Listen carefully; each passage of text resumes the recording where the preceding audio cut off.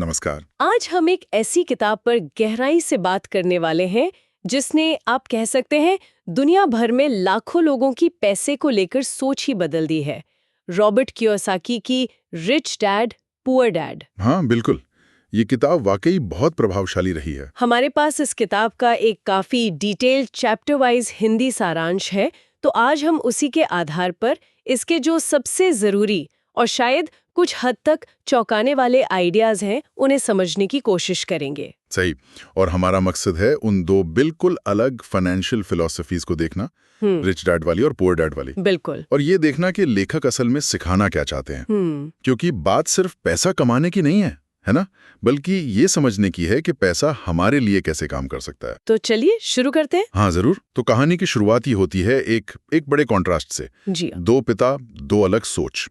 एक तरफ लेखक के अपने पिता, जिन्हें वो पुअर डैड कहते हैं, बहुत पढ़े लिखे थे, पीएचडी थी, सरकारी नौकरी में अच्छा पद था, लेकिन पैसों को लेकर हमेशा संघर्ष ही करते रहे। हाँ, ये बात वो बताते हैं। उनकी सीख क्या थी? खूब पढ़ो, अच्छी डिग्री लो और एक सेफ सिक्योर नौकरी ढूंढो। यही रास्ता उन्होंने बताया, जो कि ज्यादातर पेरेंट्स बताते हैं, है ना? हाँ बिल्कुल। और दूसरी तरफ थे उनके बेस्ट फ्रेंड के पिता, रिच डैड। उनकी स्कूलिंग ज्यादा नहीं थी, फॉर्मल एजुकेशन कम थी, लेकिन वो एक कामयाब बिजनेसमैन थे, इन्वेस्टर थे। और उनका फलसफा, उनकी सोच एकदम उल्टी थी। वो कहते थे पैसे की समझ हासिल करो, फाइनेंशियली लिटरेट बनो। हाँ, वित्तीय साक्षरता। हाँ। और फिर पैसे को अपने लिए काम पर लगाओ। तो लेखक की पूरी जिंदगी जैसे इन्हीं दो रास्तों के बीच सही रास्ता चुनने की कहानी बन जाती है। और यहीं पर एक बहुत ही बुनियादी लेकिन महत्वपूर्ण बात सामने आती है। ये जो विरोधाभास है, ये दिखाता है कि पारंपरिक शिक्षा, चाहे वो कितनी भी अच्छी क्यों ना हो, वो अपने आप में फाइनेंशियल सक्सेस की गारंटी नहीं है। सही। रिच डैड का जो नजरिया है, वो असल में फाइनेंशियल लिटरेसी के महत्व पर जोर देता है, जिसे बाद में कियोसाकी फाइनेंशियल आईक्यू भी कहते हैं। मतलब पैसे को समझने और उसे बढ़ाने की जो बुद्धि है, हाँ वो इंटेलिजेंस। हाँ वो इंटेलिजेंस। और ये वो समझ है जो अक्सर हमारे स्कूलों और कॉलेजों में सिखाई ही नहीं जाती। बिल्कुल। ये वाकई एक बड़ा फर्क है। और इसी सोच को आगे बढ़ाते हुए पहला अध्याय एक और क्या कहते हैं, चौंकाने वाला विचार सामने रखता है। वो ये कि अमीर पैसे के लिए काम नहीं करते। कहानी में है ना कि रिच डैड लेखक और उनके दोस्त माइक को सबक सिखाने के लिए पहले तो अपनी दुकान में मुफ्त में काम करवाते हैं। हाँ, वो 10 सेंट प्रति घंटे वाला किस्सा। पहले वो भी नहीं। हाँ, पहले वो भी नहीं। सुनने में ये बड़ा अजीब लग सकता है कि भाई फ्री में काम क्यों करवा रहे हैं। सही, लेकिन उसके पीछे का मकसद था उन्हें उस जाल से मिलवाना जिसमें ज्यादातर लोग फंस जाते हैं, जिसे किताब कहती है चूहे दौड़ या रैट रेस। हाँ, रैट रेस। ज्यादा पैसा कमाओ, फिर खर्चे बढ़ा लो, फिर और ज्यादा कमाने के लिए मेहनत करो, और ये चक्कर चलता रहता है। हमेशा पैसे के पीछे भागते रहो। बिल्कुल, एक अंतहीन सिलसिला। किताब कहती है कि अमीर लोग इस दौड़ से बाहर निकलकर मौके ढूंढते हैं और संपत्ति यानी एसेट्स बनाते हैं, जबकि गरीब और मिडिल क्लास वो अपनी रोज की जरूरतों के लिए पूरी तरह अपनी सैलरी पर डिपेंडेंट रहते हैं। और इस चूहे दौड़ के पीछे, जैसा किताब बताती है, दो गहरी इंसानी भावनाएं काम करती हैं। एक है डर और दूसरा है लालच। अच्छा। हाँ, पैसा खोने का डर, नौकरी छूट जाने का डर। ये डर लोगों को सेफ जोन से बाहर ही नहीं निकलने देता। और दूसरी तरफ ज्यादा पाने का लालच, इससे लोग और खर्चीले बन जाते हैं, कर्ज बढ़ जाता है। तो रिच डैड का मैसेज यहीं पर है कि भाई इस रेस में भागने के बजाय ऐसा तरीका सीखो कि पैसा तुम्हारे लिए काम करे। पैसे को अपने लिए काम पर लगाना। हाँ, ये उस निर्भरता के चक्र को, उस डिपेंडेंसी के साइकिल को तोड़ने का पहला और शायद सबसे क्रांतिकारी कदम है। ये निर्भरता का चक्र तोड़ना, ये सुनने में ही बहुत पावरफुल लगता है। अच्छा, तो दूसरे अध्याय में इसी फाइनेंशियल समझ को और गहरा किया गया है। हाँ बिल्कुल। यहाँ का जो सेंट्रल आइडिया है वो है, आप कितना कमाते हैं ये उतना जरूरी नहीं जितना ये कि आप कितना रखते हैं और उसे कैसे बढ़ाते हैं। बिल्कुल सही, ये कोर मैसेज है। और यहीं पर किताब उस बुनियादी फर्क पर जोर देती है जो अमीर और गरीब की सोच को बिल्कुल अलग करता है। वो है संपत्ति, एसेट, और देनदारी, लायबिलिटी के बीच का अंतर। ये सबसे महत्वपूर्ण कॉन्सेप्ट्स में से एक है इस किताब का। एसेट क्या है? एसेट वो चीज है जो आपकी जेब में पैसा डालती है, जैसे कोई प्रॉपर्टी जिससे किराया आ रहा है, स्टॉक से डिविडेंड मिल रहा है, बॉन्ड से इंटरेस्ट आ रहा है, या आपने कोई किताब लिखी है तो उसकी रॉयल्टी आ रही है। इसके उलट लायबिलिटी वो है जो आपकी जेब से पैसा निकालती है, जैसे घर का लोन जिसकी आप ईएमआई भर रहे हैं, कार का लोन, क्रेडिट कार्ड का बिल या कोई और कर्जा। सही। किताब एक थोड़ी कंट्रोवर्शियल बात भी कहती है कि ज्यादातर लोग जिस घर में रहते हैं उसे अपना सबसे बड़ा एसेट मानते हैं। हाँ, ये आम धारणा है। जबकि उसके रखरखाव का खर्चा, प्रॉपर्टी टैक्स और लोन की किश्तें, वो सब मिलकर उसे असल में एक लायबिलिटी बना देते हैं, कम से कम तब तक जब तक लोन पूरा ना हो जाए या वो किराया ना दे रहा हो। यहाँ जो बात गहराई से सोचने वाली है वो ये है कि ये जो साधारण सा दिखने वाला फर्क है ना एसेट और लायबिलिटी का, कियोसाकी के अनुसार यही आर्थिक आजादी की चाबी है। एक ऐसी सच्चाई जिसे पारंपरिक शिक्षा मतलब अक्सर अनदेखा कर देती है। अमीर बनने का राज इस किताब के मुताबिक लगातार ऐसी चीजें खरीदने में है जो एसेट हो, मतलब जो आपकी जेब में और पैसा डालें। पैसा बनाने वाली मशीनें खरीदना एक तरह से। हाँ, कह सकते हैं। ये सिर्फ सेविंग करना नहीं है, बल्कि अपनी कमाई को ऐसी जगह इन्वेस्ट करना है जहां से और कमाई पैदा हो सके। ये एक पूरी तरह से अलग माइंडसेट है। बिल्कुल। इसी माइंडसेट को और मजबूत करता है तीसरा अध्याय, जिसका टाइटल है अपने काम से काम रखो या माइंड योर ओन बिजनेस। हाँ, किताब साफ कहती कि भाई नौकरी करना गलत नहीं है, लेकिन अपनी पूरी फाइनेंशियल लाइफ को सिर्फ नौकरी के सहारे छोड़ देना वो थोड़ा रिस्की है। हाँ, क्योंकि नौकरी कभी भी जा सकती है। बिल्कुल। तो रिच डैड की सलाह है कि अपनी नौकरी करते रहो, कोई दिक्कत नहीं, पर साथ साथ हर किसी को अपना खुद का बिजनेस भी संभालना चाहिए। और यहाँ बिजनेस का मतलब कोई दुकान खोलना नहीं है हमेशा। नहीं, यहाँ मतलब अलग है। हाँ, यहाँ बिजनेस का मतलब है अपने फाइनेंशियल स्टेटमेंट में जो एसेट्स वाला कॉलम है उसे लगातार बढ़ाते जाना। सही कहा, अपने एसेट्स को बिल्ड करना। इसमें क्या क्या आ सकता है, जैसे स्टॉक्स, बॉन्ड्स, रियल एस्टेट जिसे किराया आए, कोई साइड बिजनेस, कोई पार्ट टाइम काम, और या फिर इंटेलेक्चुअल प्रॉपर्टी जैसे कोई पेटेंट है या किताब की रॉयल्टी।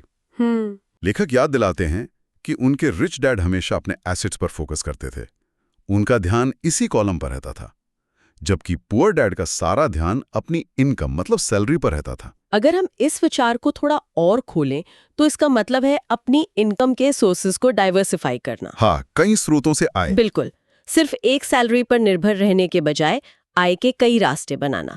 ये असल में अपने आर्थिक भविष्य की जो कमान है वो अपने हाथों में लेना है, बजाय इसके कि आप अपनी कंपनी की पॉलिसीज या इकोनॉमी के उतार चढ़ाव पर पूरी तरह निर्भर रहें। मतलब अपनी फाइनेंशियल सिक्योरिटी खुद बनाना। हाँ, ये अपनी आर्थिक सुरक्षा का एक मजबूत जाल खुद बुनने जैसा है। अच्छा, अब एक ऐसे टॉपिक पर आते हैं जो अक्सर थोड़ा पेचीदा माना जाता है, टैक्स और कॉरपोरेशंस। चौथा अध्याय इसी पर है। हाँ, ये थोड़ा टेक्निकल हो सकता है। किताब का तर्क है कि टैक्स का सिस्टम अलग अलग लोगों के लिए अलग तरह से काम करता है, और अमीर लोग अक्सर कानूनी ढांचे का, खासकर कॉरपोरेशंस का इस्तेमाल करके टैक्स बचाने के तरीके जानते हैं। मतलब लीगल तरीके से टैक्स का बोझ कम करना। हाँ, लीगल तरीके से। किताब कहती है कि नौकरी करने वाले लोग और छोटे व्यापारियों पर टैक्स का बोझ ज्यादा पड़ता है कंपैरेटिवली। इसमें एक उदाहरण दिया गया है जो फर्क साफ करता है। एक एम्प्लॉई पहले कमाता है, फिर सरकार को टैक्स देता है, और जो बचता है उससे अपना खर्चा चलाता है। सही, पहले टैक्स कटता है। हाँ, दूसरी ओर एक कॉरपोरेशन का मालिक या कॉरपोरेशन खुद पहले कमाता है, फिर बिजनेस से जुड़े खर्चे दिखाता है जैसे सैलरी, ऑफिस रेंट, ट्रैवल वगैरह, और उसके बाद जो प्रॉफिट बचता है उस पर टैक्स देता है। तो खर्चों को टैक्स देने से पहले ही निकाल दिया जाता है। हाँ, कॉरपोरेशन बनाने के और भी फायदे बताए गए हैं, जैसे टैक्स में कुछ संभावित लाभ मिलना, और एक बहुत बड़ा फायदा है सीमित देनदारी यानी लिमिटेड लायबिलिटी। लिमिटेड लायबिलिटी, हाँ, इसका मतलब है कि अगर बिजनेस में कोई नुकसान होता है तो आपकी पर्सनल प्रॉपर्टी सुरक्षित रहती है। बिल्कुल। यहाँ ये समझना बहुत जरूरी हो जाता है कि फाइनेंशियल सिस्टम काम कैसे करता है। किताब के अनुसार टैक्स के नियमों और कॉर्पोरेट स्ट्रक्चर की समझ रखना ये फाइनेंशियल स्ट्रैटेजी का एक बहुत अहम हिस्सा हो सकता है। मतलब जानकारी ही ताकत है। हाँ, बिल्कुल, ये जानकारी की ताकत को दिखाता है। हालांकि ये जरूरी है कि हम यहाँ साफ कर दें, हम केवल किताब में जो विचार और तर्क दिए गए हैं उन्हें बता रहे हैं। हम किसी खास नजरिए का समर्थन या विरोध नहीं कर रहे। ये डिस्क्लेमर जरूरी है। लेखक का उद्देश्य सिर्फ नियमों की जानकारी के महत्व को बताना है। बिल्कुल, ये समझना जरूरी है कि ये लेखक का दृष्टिकोण है। चलिए अब 5वें और 6ठे अध्याय के आइडियाज को देखते हैं। ये कहते हैं कि अमीर पैसा बनाते हैं और वे सीखने के लिए काम करते हैं, पैसे के लिए नहीं। पहला विचार थोड़ा रहस्यमयी सा लगता है, पैसा बनाना या आविष्कार करना। इसका क्या मतलब है? हाँ, ये थोड़ा अलग है। इसका मतलब है कि अमीर लोग ऐसे मौके देख लेते हैं जिन्हें दूसरे लोग या तो देख नहीं पाते या नजरअंदाज कर देते हैं। अच्छा। और ये मौके अक्सर डर या फाइनेंशियल समझ की कमी की वजह से छूट जाते हैं। किताब में लेखक ने अपना उदाहरण दिया है कि कैसे उन्होंने कम कीमत पर प्रॉपर्टीज खरीदी और फिर उन्हें किराए पर देकर एक रेगुलर कैश फ्लो बनाया, मतलब पैसे से पैसा कमाया। वैल्यू इन्वेस्टिंग जैसा कुछ? हाँ, कह सकते हैं। अवसर को पहचानना और उस पर काम करना। और ये विचार जुड़ा है अगले सिद्धांत से, सीखने के लिए काम करो, पैसे के लिए नहीं। ये भी बहुत महत्वपूर्ण है। यहाँ पुअर डैड और रिच डैड की सोच में फिर से एक बड़ा फर्क दिखता है। पुअर डैड जोर देते थे स्पेशलाइजेशन पर, मतलब किसी एक फील्ड में एक्सपर्ट बनो। हाँ, विशेषज्ञता। जबकि रिच डैड सलाह देते थे विविध कौशल यानी डाइवर्सिफाइड स्किल्स हासिल करने की। अच्छा, किस तरह की स्किल्स? किताब के अनुसार जैसे सेल्स और मार्केटिंग की समझ, लोगों से बात करने और नेटवर्क बनाने की कला, यानी कम्युनिकेशन और नेटवर्किंग। निवेश के बेसिक प्रिंसिपल्स, बिजनेस चलाने की समझ और थोड़ी बहुत अकाउंटिंग और कानून की जानकारी। मतलब एक ओवरऑल समझ होनी चाहिए बिजनेस की। हाँ, सिर्फ एक चीज में महारत हासिल करने के बजाय कई चीजों की थोड़ी थोड़ी समझ। इसका एक महत्वपूर्ण पहलू ये है कि फाइनेंशियल सक्सेस सिर्फ पैसे का खेल नहीं है, ये ज्ञान और स्किल्स का सही मिक्सचर है। हाँ, जब आपके पास अलग अलग फील्ड्स की समझ होती है तो आप मौकों को बेहतर तरीके से पहचान पाते हैं और उनका फायदा उठा सकते हैं। ये माइंडसेट में एक बड़ा बदलाव लाने की बात है। कैसा बदलाव? अपनी नौकरी या काम को सिर्फ सैलरी कमाने का जरिया न समझें, बल्कि उसे नई चीजें सीखने का एक प्लेटफॉर्म माने। हर एक्सपीरियंस से कुछ न कुछ सीखने की कोशिश करें। ये माइंडसेट का बदलाव सुनने में तो बहुत अच्छा लगता है, लेकिन असल जिंदगी में लोग ऐसा कर क्यों नहीं पाते? क्या रोकता है उन्हें? यहीं पर 7वां अध्याय आता है। ये उन बाधाओं की बात करता है जो हमें अमीर बनने से रोकती हैं। अच्छा, क्या है वो बाधाएं? रिच डैड के अनुसार ऐसी 5 मुख्य बाधाएं हैं। पहली है डर, खासकर पैसा खोने का डर। ये डर हमें कैलकुलेटेड रिस्क लेने से भी रोकता है। हाँ, हारने का डर। बिल्कुल। दूसरी है नकारात्मकता या संदेह, जिसे सिनिसिज्म कहते हैं। ये सोचना कि अरे ये मेरे लिए काम नहीं करेगा, या ये सब कहने की बातें हैं, ऐसा होता नहीं है। पहले ही हार मान लेना। हाँ। तीसरी है आलस, आराम तलबी, टालम टोल करना। अरे छोड़ो, कौन मेहनत करे, कौन नया सीखे। प्रोक्रेस्टिनेशन। हाँ, वही। चौथी है बुरी आदतें, खासकर खर्च करने की आदतें। जैसे पैसा आया नहीं, ये पहले खर्च कर दिया। बचत या निवेश तो बाद की बात है। किताब इसे कहती है पहले खुद को भुगतान न करने की आदत। पे योरसेल्फ फर्स्ट का उल्टा। बिल्कुल। और 5वीं बाधा है अहंकार या दंभ, एरोगेंस। ये मान लेना कि मुझे सब पता है, मुझे कुछ और सीखने की जरूरत ही नहीं है, मैं तो सब जानता हूँ वाला एटीट्यूड। हाँ। किताब का तर्क है कि इन बाधाओं को पहचानना ही इन्हें पार करने की दिशा में पहला कदम है। ये बहुत गहराई से दिखाता है कि फाइनेंशियल सक्सेस सिर्फ बाहरी हालात या किस्मत या अच्छी नौकरी पर ही निर्भर नहीं करती। ये बहुत हद तक हमारी अपनी आंतरिक दुनिया पर निर्भर करती है। हमारी सोच, हमारा डिसिप्लिन, हमारी आदतें। मतलब लड़ाई बाहर से ज्यादा अंदर है। काफी हद तक डर पर काबू पाना, संदेह को सवालों में बदलना, आलस्य को जिज्ञासा से हराना, अच्छी फाइनेंशियल आदतें डालना और हमेशा सीखने के लिए विनम्र रहना, ये सब असल में अंदरूनी लड़ाइयां हैं जिन्हें जीतना जरूरी है। तो ठीक है, मान लिया कि ये बाधाएं हैं और इन्हें पहचानना जरूरी है, माइंडसेट भी बदलना होगा, पर फिर शुरुआत कैसे करें? मतलब बिल्कुल ग्राउंड जीरो से। हाँ, ये सवाल बहुत वाजिब है। 8वां और 9वां अध्याय इसी पर कुछ प्रैक्टिकल स्टेप्स सुझाते हैं। सबसे पहला और शायद सबसे जरूरी कदम है एक मजबूत क्यों, व्हाई ढूंढना। हाँ, आपका पर्पस। आप आर्थिक रूप से स्वतंत्र क्यों होना चाहते हैं? आपका असली मकसद क्या है?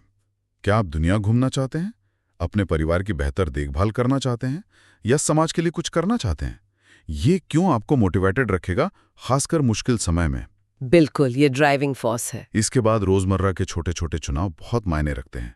कोशिश करें कि लायबिलिटीज खरीदने के बजाय एसेट्स खरीदें। हर रोज के फैसले। हाँ, और ऐसे दोस्त बनाएं या ऐसे लोगों के साथ उठे बैठें जो पैसे के बारे में पॉजिटिव और प्रोग्रेसिव सोच रखते हों। संगत का असर तो पड़ता ही है। हाँ, माहौल बहुत जरूरी है। ज्ञान बढ़ाते रहें, किताबें पढ़ें, सेमिनार अटेंड करें, एक्सपर्ट्स को सुनें, सीखें और सबसे जरूरी सीखी हुई बातों को अमल में लाएं, एक्शन लें। लर्निंग और इम्प्लीमेंटेशन। गलतियों से डरे नहीं, उन्हें सीखने का हिस्सा मानें। और एक गोल्डन रूल है, पहले खुद को भुगतान करें, यानी पे योरसेल्फ फर्स्ट। हाँ, ये बहुत जरूरी है। मतलब जैसे ही इनकम हो, उसका एक हिस्सा, चाहे छोटा ही क्यों ना हो, सबसे पहले बचत और निवेश के लिए अलग रख दें। बाकी खर्च उसके बाद करें। जरूरत पड़ने पर दूसरों की एक्सपर्टाइज और उनके पैसे, ओपीएम अदर पीपल्स मनी, का सही इस्तेमाल करना भी सीखें। और ये सब करके भी सीखना बंद नहीं करना है। आखिरी अध्याय इसी बात पर जोर देता है कि ये कोई मंजिल नहीं है जहां पहुंचकर आप रुक जाएं। ये तो एक लगातार चलने वाली यात्रा है। हाँ, एक कंटिन्यूअस प्रोसेस। रोज नए इन्वेस्टमेंट या बिजनेस के मौकों की तलाश में रहना और छोटे छोटे कदमों से शुरुआत करना जरूरी है। अपनी फाइनेंशियल इंटेलिजेंस यानी फाइनेंशियल आईक्यू को लगातार बढ़ाते रहना होगा। बिल्कुल वैसे जैसे हम फिजिकल हेल्थ के लिए रोज एक्सरसाइज करते हैं। हाँ, बिल्कुल वही बात। कुल मिलाकर देखें तो ये पूरी प्रक्रिया प्रैक्टिकल डिसिप्लिन और लगातार सीखने पर टिकी है। फाइनेंशियल सक्सेस, जैसा कि ये किताब बार बार कहती है, कोई लॉटरी जीतने जैसा नहीं है। और ना ही ये रातों रात मिलती है। ये छोटे छोटे सोच समझकर लगातार उठाए गए सही कदमों का नतीजा होती है। ये एक मैराथन दौड़ है, 100 मीटर की स्प्रिंट नहीं। तो इस पूरी बातचीत का निचोड़ क्या है? हम क्या लेकर जा सकते हैं इससे? रिच डैड पुअर डैड हमारे सामने दो बिल्कुल अलग रास्ते रखती है ना, दो अलग जीवन जीने के तरीके। हाँ, दो अलग माइंडसेट। पुअर डैड का रास्ता सुरक्षित लगता है, अच्छी पढ़ाई करो, अच्छी नौकरी पाओ, पेंशन और रिटायरमेंट की सोचो। ये रास्ता जाना पहचाना है, ज्यादातर लोग इसी पर चलते हैं। पारंपरिक रास्ता। वहीं रिच डैड का रास्ता ज्यादा अनिश्चित लग सकता है शुरू में। फाइनेंशियल लिटरेसी हासिल करना, कैलकुलेटेड रिस्क लेना, एसेट्स बनाना और पैसे को अपने लिए काम करने देना सीखना। इसमें ज्यादा एफर्ट लगता है शायद। हाँ, ये रास्ता शायद ज्यादा मेहनत और अनुशासन मांगता है, पर किताब के अनुसार यही रास्ता सच्ची आर्थिक स्वतंत्रता, फाइनेंशियल फ्रीडम की ओर ले जाता है। जैसा कि हमने शुरू में कहा था और जैसा सारांश के अंत में भी लिखा है, ये किताब सिर्फ अमीर कैसे बने के टिप्स नहीं देती। नहीं, उससे कहीं ज्यादा है ये पैसे और जिंदगी के प्रति हमारी पूरी सोच को चुनौती देती है और उसे बदलने के लिए प्रेरित करती है। बिल्कुल सही कहा। इसका गहरा मतलब यही है कि असली आर्थिक आजादी सिर्फ ज्यादा सैलरी पाने से नहीं आती। ये आती है एसेट्स बनाने से, सोच समझकर इन्वेस्ट करने से, लगातार सीखते रहने से और सबसे बढ़कर एक मजबूत और सही माइंडसेट अपनाने से। ये अपने आप को पैसे का गुलाम समझने के बजाय पैसे का मालिक बनने की प्रक्रिया है। ये अपने फाइनेंशियल जीवन की बागडोर पूरी तरह अपने हाथों में लेने का एक तरह का आह्वान है। तो आज हमने रिच डैड पुअर डैड के हिंदी सारांश के जरिए इसके कुछ सबसे प्रभावशाली विचारों को समझने की कोशिश की। हमने देखा कि फाइनेंशियल लिटरेसी क्यों जरूरी है, एसेट और लायबिलिटी में क्या फर्क है और ये क्यों मायने रखता है। हाँ, अपने एसेट कॉलम पर फोकस करना क्यों जरूरी है। बिल्कुल, टैक्स जैसे सिस्टम की समझ कैसे मददगार हो सकती है और अमीर बनने की राह में आने वाली हमारी अपनी अंदरूनी बाधाओं को कैसे पहचानना और पार करना है। ये सब बहुत महत्वपूर्ण बातें हैं। अब जाते जाते हमारे सुनने वालों के लिए एक सवाल छोड़ जाते हैं जिस पर वो विचार कर सकते हैं। अगर सच में पैसे को अपने लिए काम पर लगाना है, जैसा रिच डैड सिखाते हैं, तो वो सबसे पहला, सबसे छोटा कदम कौन सा हो सकता है जो आज ही इस दिशा में उठाया जा सकता है?